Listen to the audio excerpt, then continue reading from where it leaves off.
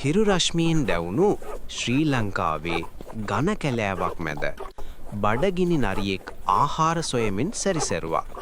වැඩි වෙලාවක් යන්න කලින් මස් සුවඳක් හමන ගුහාවක් ඔහුට හමු වුණා. එය බල සම්පන්න සිංහයෙකුගේ වාසස්ථානයයි. බියෙන් වෙවුලමින් සිටියත් ෂණිකව කල්පනා කළ නරියා සිංහයාගේ ගොදුරක් නොවේ බේරීම සඳහා කප්පටි සැලස්මක් යෙදුවා.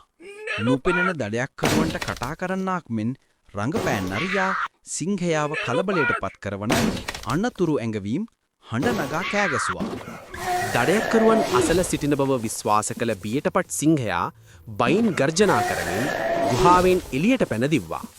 සිංහයා පැනගිය පසු කපටි නරියා ගුහාවට ඇතුළු වී ඉතිරිව තිබූ ආහාර සතුටින් අනුභව කළා.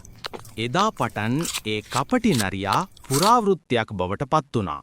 ශක්තිය පරදවා නුවණ ජයගන්නා බව සනාථ කරමින්.